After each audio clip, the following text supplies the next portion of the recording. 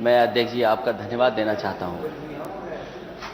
आपका और सरकार के प्रयास से आज ये विशेष हमारा विधानसभा का सत्र है और आज के दिन हम केवल महिला सदस्यों को ही बोलने का अवसर दे रहे हैं।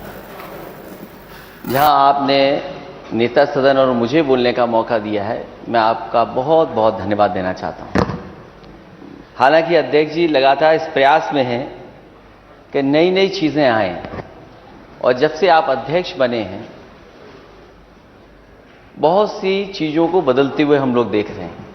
ये स्वाभाविक है कि बिना सरकार के सहयोग के, बिना सरकार के बजट के बहुत सारे काम नहीं हो सकते हैं। और कभी गैलरी का सुंदरीकरण हो, और अब टैबलेट भी हमारे सामने आ गई है। केवल एक टैबलेट नहीं दे रहे हैं अध्यक्ष जी, दूसरी भी टैबलेट दे रहे हैं आपको, तो दो टैबलेट हम लोगों के पास हो जाएंगे। और जब कभी हम लोग चाय या कॉफी पीने का बाहर जाते थे तो कैसी चाय मिलती थी, कैसी कॉफी मिलती थी, अक्सर हमारे सदस्यों को शिकायत रहती थी। लेकिन उस शिकायत को भी आपने दूर कर दिया, बहुत बहुत धन्यवाद। और कल तो हमारे एक सदस्य चाय पीते पीते ये भूल गए कि सदन में उन्हें रहना है। तो कभी कभी अच्छे काम की वजह से ये भी हो जाता है। जैसे आपने आज महिलाओं के लिए बोलने का अवसर दिया, आज हमें जानकारी मिली कि नेता सदन बहुत सी चीजें जानते हैं। स्वाभाविक है, वो मुख्यमंत्री हैं तो सब चीज जानेंगे। मैं उनके भाषण से ही अपने भाषण को जोड़ते हुए, उन्होंने जहां भूमिका बताई महिलाओं की, न केवल आजादी में, समाज में जगह जगह पर उन्होंने बहुत महत्वपूर्ण योगदान दिया है। सर्वप्रथम अगर हम आजादी की लड़ाई को देखें और जो भूमिका महिलाओं ने और हमारी नारी शक्ति ने योगदान दिया है, झांसी की रानी लक्ष्मीबाई को हम लोग भूल नहीं सकते। उनके साथ साथ बहुत सारे ऐसे नाम हैं जो कभी कभी हम लोग भूल जाते हैं। बेगम हजरत महल हैं, महारानी अवंतीबाई लोधी, चांद बीबी, दुर्गा भाभी, कस्तूरबा गांधी जी, अहल्याबाई होलकर, सरोजिनी नायडू जी जो सबसे पहली इस उत्तर प्रदेश की गवर्नर भी हुई। और अच्छा होता स्पीकर महोदय, आज महिला स्पीकर भी, अगर वो महिला हमारी गवर्नर जो हैं, अगर वो भी इस कार्यक्रम में किसी न किसी रूप में शामिल हो जाती। अरुणा आसिफ अली, भीकाजी कामा, कैप्टन लक्ष्मी सहगल और अनेक नाम हैं, वीरांगना उदा देवी पासी, ऐसे तमाम नाम हैं, झलकारी बाई, जिनको हम याद कर रहे हैं, जिनके योगदान से, जिनके प्रयासों से हमें उस आजादी की लड़ाई में और मजबूती मिली। वहीं जहां हम अपने उत्तर प्रदेश का इतिहास देखते हैं, सर्वप्रथम उत्तर प्रदेश की नहीं बल्कि देश की पहली महिला मुख्यमंत्री अगर किसी प्रदेश ने दी थी तो उत्तर प्रदेश ने दी। सुचेता कृपलानी के रूप में न केवल उत्तर प्रदेश की वो बल्कि देश की पहली मुख्यमंत्री बनी। और इसी के साथ साथ गवर्नर भी, जिन्होंने आजादी की लड़ाई में राष्ट्रपिता महात्मा गांधी जी के साथ रह करके और उन्होंने पहचान अपने आप बनाई। जहां उन्हें नाइटिंगेल के ऑफ इंडिया बोला जाता, सरोजिनी नायडू, वो भी यहां की गवर्नर। जहां हम अपनी गिनती देखते हैं, यहां पर जो पहला सदन रहा होगा उसमें संख्या कम थी, लेकिन लगातार महिलाओं की उपस्थिति और संख्या बढ़ती चली आ रही है। और आज जिस सदन में हम लोग बैठे हैं उसमें लगभग सभी दलों को मिलाकर के 47 महिलाएं सदस्य हैं। और हमें उम्मीद है कि आने वाले समय में सभी दल ये प्रयास करेंगे कि ज्यादा से ज्यादा महिलाएं इस सदन में कैसे पहुंचें। जहां कोई कैबिनेट ऐसी नहीं रही होगी जहां पर महिलाओं को मौका न दिया गया हो, और लगातार कैबिनेट में किसी न किसी रूप में किसी न किसी महत्वपूर्ण पद पर महिलाएं रही हैं। आज जब हम महिलाओं पर चर्चा कर रहे हैं तो हमें अपने नेता डॉक्टर राम मनोहर लोहिया जो नर नारी समानता की बात करते थे, उनके कोट याद आते हैं और उनका मैं पहला कोट पढ़ता हूं। उन्होंने कहा कि नारी को गठरी के समान नहीं बल्कि इतनी शक्तिशाली होनी चाहिए कि वक्त पर पुरुष को गठरी बना अपने साथ ले जाए। ये किसके विचार हो सकते हैं? इस समाज में अगर हम इतना सम्मान दे दें और इतनी ऊंचाई तक पहुंचा दें तो हमारे समाज और देश की तरक्की और दुनिया में पहचान में आ जाएगी। न केवल उन्होंने ये कहा बल्कि एक जगह मैं उनकी दूसरी बात को कोट करता हूं कि इस देश की औरतों के लिए आदर्श सावित्री नहीं द्रौपदी होनी चाहिए, क्योंकि अक्सर हम सावित्री को आदर्श मान लेते हैं क्योंकि वो पति के प्रति पूरी समर्पित थी। और डॉक्टर राम मनोहर लोहिया ने वहीं कहा कि इस देश की औरतों के लिए अगर आदर्श कोई हो सकता है तो वो द्रौपदी हैं। इसलिए मैं अध्यक्ष जी आपको धन्यवाद देता हूं जहां महिलाओं के बारे में आपने सोच विचार करके इस सदन को बुला करके एक दिन का मौका दिया है। आज मैं ये कह सकता हूं कि इस महिलाओं के इतने मुद्दे हैं कि हमारा एक दिन काफी नहीं है। अगर हम पूरे सत्र में भी बहस करें तो शायद वो मुद्दे खत्म नहीं होंगे, क्योंकि जो तस्वीरें हमें देखने को मिलती हैं, ये जिम्मेदारी केवल मैं ये कह दूं समाज की है या सरकार की है। मैं आज इस मौके पर दलगत राजनीति से ऊपर ये कहना चाहता हूं कि जब हम अखबार पढ़ते हैं और तस्वीरें देखते हैं कि क्या क्या घटनाएं हो रही हैं आज दिल्ली से या पार्लियामेंट से, कठोर से कठोर कानून पास हुए हैं, लेकिन उसके बावजूद भी महिलाओं के ऊपर जो घटनाएं देखने को मिल रही वो कम नहीं हो रही हैं। और अगर हम एनसीआरबी का आंकड़ा देखें तो वहीं उत्तर प्रदेश की जहां आबादी ज्यादा है वहीं इस सदन की भी जिम्मेदारी बढ़ जाती है, क्योंकि महिलाओं के साथ जो कुछ हो रहा है ये सब इस समाज में ऐसा महिलाओं के साथ नहीं होना चाहिए। और जो घटनाएं सुनने को मिलती हैं कई बार केवल शहर का नाम ले दें तो हमें घटना वो याद आ जाती है। अगर हम हाथरस देखें या लखीमपुर अभी की घटना को देखें, ये बात मैं नहीं कहता हूं कि आज सरकार का विरोध करने के लिए मैं नहीं खड़ा हूं। कई ऐसी भी घटनाएं जो हमारी सरकार में भी हुई, लेकिन जब सरकार और समाज और विपक्ष मिलकर के काम करता है तो इन समस्याओं को रोका भी जा सकता है और भविष्य में रिपीट नहीं हो सकता है। इस सदन में जहां हम आज चर्चा कर रहे हैं महिलाओं के सवाल को लेकर के, मुझे याद है इसी सदन ने दिन रात जग करके सस्टेनेबल गोल्स पे भी चर्चा की थी। ये केवल चर्चा न रह जाए, इसलिए जहां विपक्ष की जिम्मेदारी है वहीं विपक्ष से ज्यादा सरकार की जिम्मेदारी है कि अगर चर्चा में जो बातें आ रही हैं, जो चर्चा में कहीं जाएंगी, उन पे हम ठोस कदम कैसे उठाएं। जहां आज हम हर क्षेत्र में ऊंचाइयों पर देख रहे हैं, महिलाएं लगातार अपने मेहनत से समाज के और उनके परिवारों के प्रयास से ऊंचाइयों तक पहुंच रही हैं। बड़े बड़े पदों पर हम लोगों ने देखा है। हम वो बातें नहीं भूल सकते। इस समाज में ऐसा भी समय था और भारत के हिस्से में ऐसा भी समय था, अगर हमें बहुत सारी चीजों पर गर्व होता है तो हम वो चीजें भी याद करें कि हमारा समाज किन चीजों से निकल करके आया है। एक समय ऐसा था जब महिलाएं पूरे कपड़े नहीं पहन सकती थी, उन्हें आधे कपड़े पहन करके रहना पड़ता था। वहां की हुकूमत उनसे टैक्स लिया करती थी। ऐसा भी समय देखा है, लेकिन जब जैसे जैसे चीजें बदली हैं, समाज में सुधार आया, चीजें बदली हैं, आज जहां हम पहुंचे हैं, हो सकता है अगर समाज और सरकार और सब हम लोग मिलकर के कोशिश करेंगे तो हो सकता है समाज हम कहां आगे पहुंचा दें। इसलिए ज्योतिबा फूले और सावित्रीबाई फूले को हम नहीं भूल सकते, जिन्होंने इस देश में महिलाओं को और बच्चियों की पढ़ाई के लिए और समाज को सुधारने के लिए अपना पूरा जीवन लगा दिया।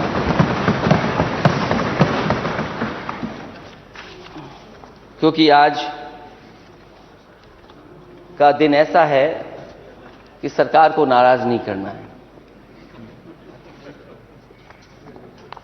तो घटनाओं का अगर हम लोग जिक्र करेंगे, माननीय सदस्य जितने लोग बैठे हैं सब जानते हैं। जब आज हम लोग चर्चा कर रहे हैं तो अखबारों में किस शहर की घटना कितनी बड़ी निकली है, घटना कैसे हुई वो अलग बात है, लेकिन अगर वो घटना अखबारों में छप जाए, टीवी पे आ जाए, तो आज सभ्य समाज में हमें कितना शर्मिंदा होना पड़ रहा है। मुरादाबाद जैसी घटना, जहां पर एक बेटी रास्ते पर भागती चली गई अपने आप को बचाने के लिए, और कोई कपड़ा उसके शरीर पर नहीं, तो सोचो हमारी आपकी जिम्मेदारी कितनी बन जाती है। इसलिए आज सरकार ने बड़ी बड़ी बातें कही थी कि सशक्त नारी बनाने के लिए हम क्या क्या फैसला लेंगे। आज मैं उन बातों को याद नहीं दिलाना चाहता हूं, लेकिन महिलाओं की सबसे जरूरी चीजें हैं, उनकी सेफ्टी और सिक्योरिटी पे क्या हम काम करें, उनको हम किस तरीके से सरकार की योजनाओं से जोड़ें, महिला सशक्तिकरण और कल्याण के लिए हम क्या क्या कर सकते हैं। सुझाव के रूप में मैं जरूर कहना चाहूंगा,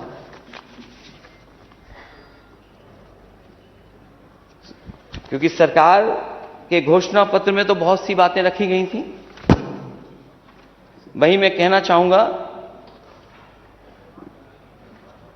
कि हम लोग समाजवादी पार्टी की घोषणा पत्र में हम लोगों ने कुछ बातें लिखी थी, क्योंकि हम सरकार में नहीं आए हैं, इसे हम सुझाव के रूप में सरकार को बता सकते हैं। हालांकि उन्होंने भी बहुत सारी बातें लिखी सशक्त नारी के लिए क्या क्या होना चाहिए, वहीं हम भी सुझाव देना चाहते हैं कि समाजवादी पार्टी महिलाओं, अल्पसंख्यकों और दलित सहित प्रत्येक नागरिक के लिए हेट क्राइम के खिलाफ जीरो टॉलरेंस की नीति के लिए संकल्पबद्ध है, और सरकार से मांग करते हैं कि वह जीरो टॉलरेंस नीति को अपनाए। हालांकि जीरो टॉलरेंस की नीति के बारे में सरकार कहती है, लेकिन कैसे इसको हम लागू कर सकें, उस दिशा में मैं समझता हूं सरकार जरूर काम करेगी। वहीं उत्तर प्रदेश में पुलिस समेत सभी सरकारी नौकरियों में महिलाओं को 33% आरक्षण दिया जाए। ये आरक्षण सभी श्रेणियों जैसे सामान्य, ईडब्ल्यूएस, ओबीसी, एससी और एसटी के लिए भी लागू किया जाए। लड़कियों की केजी से पीजी तक शिक्षा मुफ्त की जाए, क्योंकि जिस समय नेताजी की सरकार थी उस समय पढ़ाई को बिल्कुल मुफ्त कर दिया गया था। हमें उम्मीद है कि आज जब हम महिलाओं के सवालों पर चर्चा कर रहे हैं तो ये पढ़ाई भी पूरी की पूरी मुफ्त होनी चाहिए।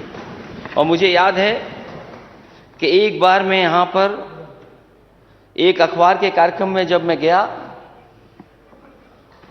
तो मैं जिन लोगों का सम्मान कर रहा था उसमें नौजवान वो टॉपर था, 12th क्लास के टॉपर्स का मैं सम्मान कर रहा था।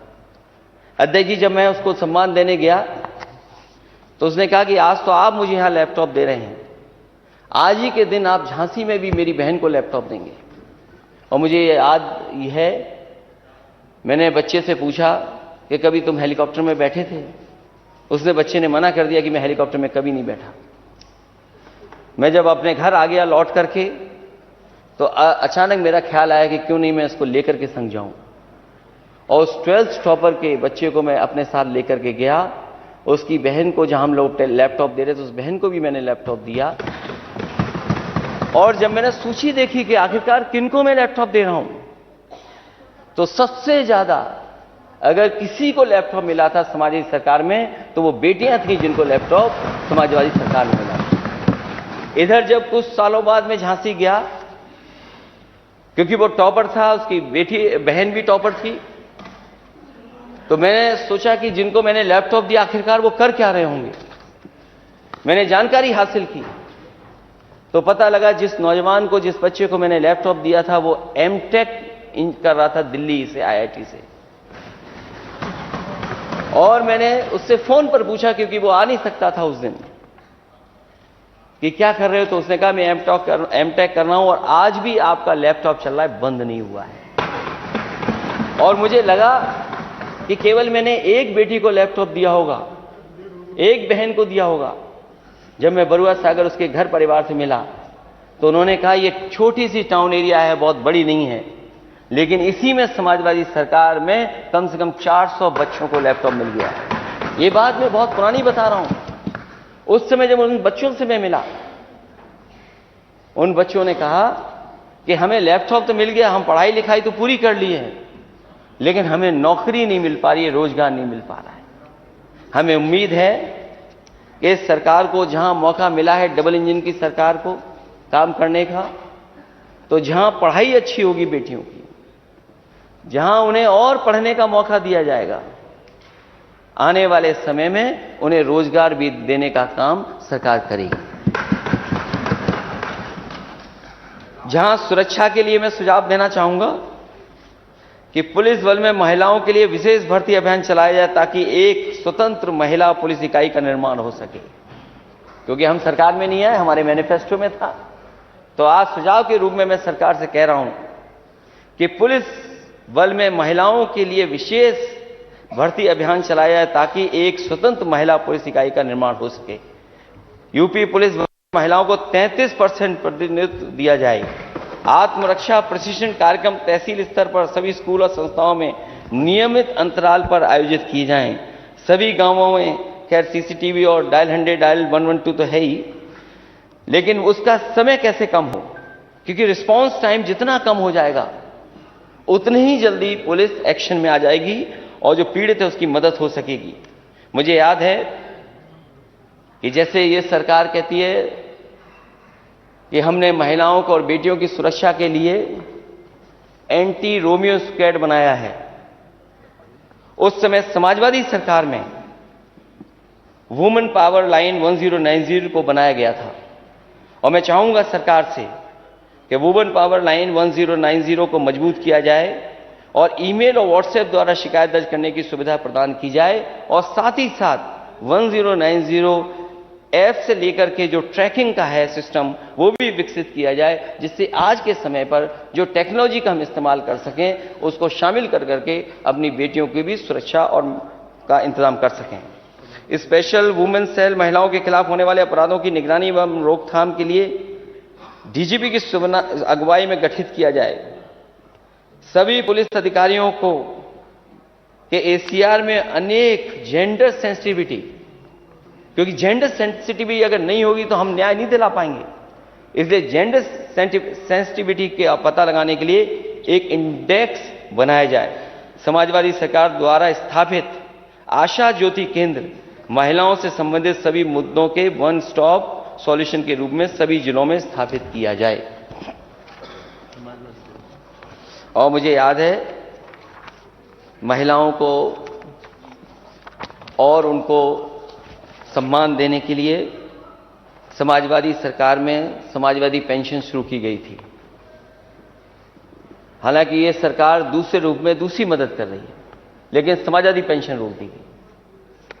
समाजवादी पेंशन उन गरीब महिलाओं के लिए थी जिनको किसी पेंशन से दिया नहीं जाता था, मदद नहीं पहुंच पा रही थी। 50 लाख के लगभग गरीब परिवार की महिलाओं को समाजवादी पेंशन से मदद करने का काम समाजवादी सरकार में हो रहा था। और मुझे याद है जिस समय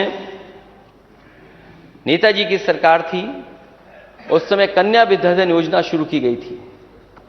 बहुत बड़े पैमाने पे ड्रॉप आउट्स थे, बहुत बड़े पैमाने पे बेटियां पढ़ने नहीं जाती थीं, पढ़ाई छोड़ करके चली जाती थीं। लेकिन जिस समय समाजवादी पेंशन शुरू हुई थी, जिस तरीके से एनरोलमेंट बढ़ा था और एनरोलमेंट के बाद जिन जिन बेटियों की मदद हो गई थी उन सब बेटियों ने आगे की पढ़ाई पूरी की थी। वो भी समाजवादी सरकार के एक ऐतिहासिक फैसला था कि समाजवादी कन्या विद्याधन दे करके उनको पढ़ाई में आगे बढ़ाने का काम समाजवादी सरकार ने हुआ।